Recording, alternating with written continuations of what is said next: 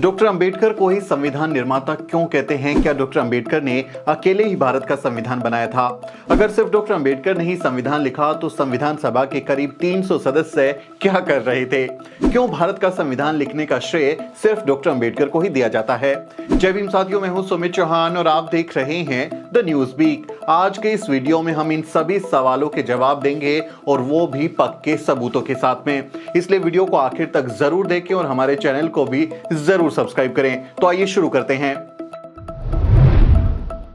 26 नवंबर को हमारे देश में संविधान दिवस मनाया जाता है। ऐसा इसलिए क्योंकि 26 नवंबर 1949 को ही भारत का संविधान बनकर तैयार हुआ था। डॉक्टर अंबेडकर संविधान की ड्राफ्टिंग कमेटी के अध्यक्ष थे।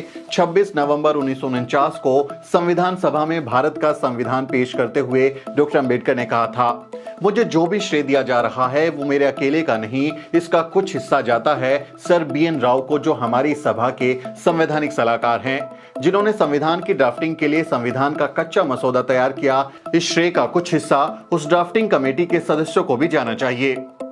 अपनी टीम के सभी साथियों को क्रेडिट देना डॉक्टर अंबेडकर का बड़प्पन ही था, क्योंकि असल मायनों में संविधान उन्होंने ही लिखा था। सवाल उठता है कि संविधान सभा की ज्यादातर बैठकों में औसतन 300 सदस्य मौजूद रहे और सभी सदस्यों को संविधान के निर्माण में समान अधिकार प्राप्त था, तो आखिर क्यों डॉक्टर अंबेडकर को ही संविधान का मुख्य वास्तुकार या निर्माता कहा जाता है? इसका जवाब है कि संविधान बनाने में सबसे ज्यादा मेहनत डॉक्टर अंबेडकर ने ही की थी।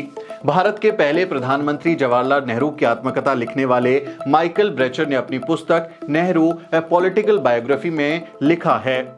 पॉलिटिकल बायोग्राफी में माइकल ब्रेचर ने डॉक्टर अंबेडकर को भारतीय संविधान का वास्तुकार माना और उनकी भूमिका को संविधान के निर्माण में फील्ड जनरल के रूप में रेखांकित किया।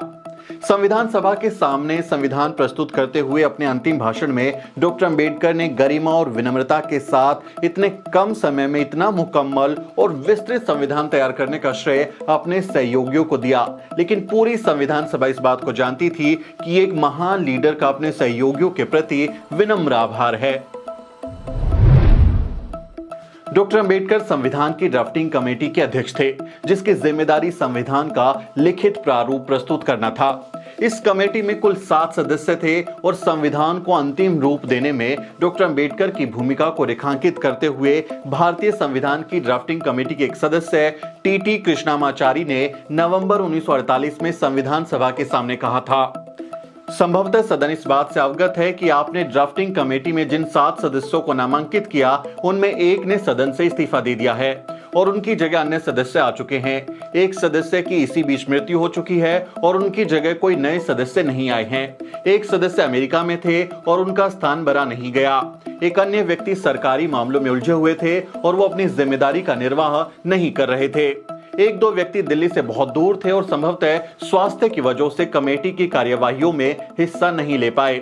सो कुल मिलाकर यही हुआ कि संविधान को लिखने का भार डॉक्टर अंबेडकर के ऊपर ही आ पड़ा है।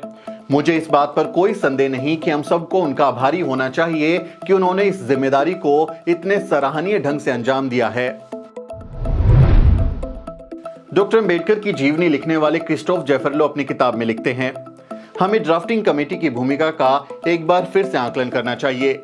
ये कमेटी सिर्फ संविधान के प्रारंभिक पाठों को लिखने के लिए जिम्मेदार नहीं थी, बल्कि उसको ये जिम्मा सौंपा गया था कि वो विभिन्न समितियों द्वारा भेजे गए अनुच्छेदों के आधार पर संविधान का लिखित पाठ तैयार करे, जिसे बाद में संविधान सभा के सामने पेश किया जाए।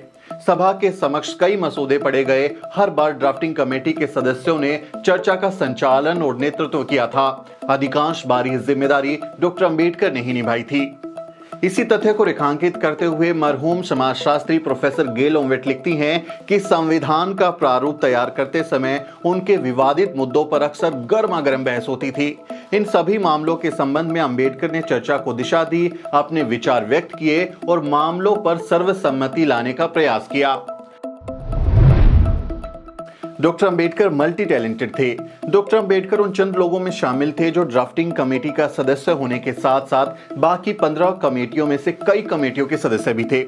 संविधान सभा द्वारा ड्राफ्टिंग कमेटी के अध्यक्ष के रूप में उनका चयन उनकी राजनीतिक योग्यता और कानूनी दक्षता के चलते हुआ था। वो इतने काबिल थे कि कानूनी पेचीदगियों को पल भर में सुलझा लेते थे।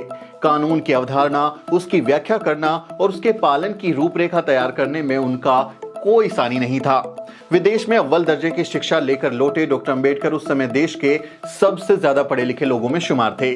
संविधान को लिखने, विभिन्न अनुच्छेदों, प्रावधानों के संदर्भ में संविधान सभा में उठने वाले सवालों का जवाब देने, विभिन्न विपरीत और कभी-कभी उलट से दिखते प्रावधानों के बीच संतुलन कायम करने और संविधान को भारतीय समाज के लिए एक मार्गदर्शक दस्तावेज के रूप में प्रस्तुत करने में डॉक्टर अंबेडकर की सबसे प्रभावी और निर्णायक भूमिका थी। संविधान सभा में अपने अंतिम भाषण में बाबा साहिब ने कहा था, मैं यहां पर संविधान की अच्छाइयां गिनाने नहीं जाऊंगा, क्योंकि मुझे लगता है कि संविधान कितना भी अच्छा क्यों ना हो, वो अंततः बुरा साबित होगा यदि उसे चलाने वाले लोग बुरे हैं, और संविधान कितना भी बुरा क्यों ना हो, वो अंततः अच्छा साबित होगा अगर उसे चलाने वाले लोग अच्छे हैं। बाबा साहब ने 2 साल 11 महीने और 18 दिन में भारत को एक ऐसा संविधान बनाकर दिया जो जाति, लिंग, भाषा, क्षेत्र और धर्म के आधार पर कोई भेदभाव नहीं करता। एक ऐसा संविधान जो हर किसी को समानता, स्वतंत्रता और बंधुता का पाठ पढ़ाता है।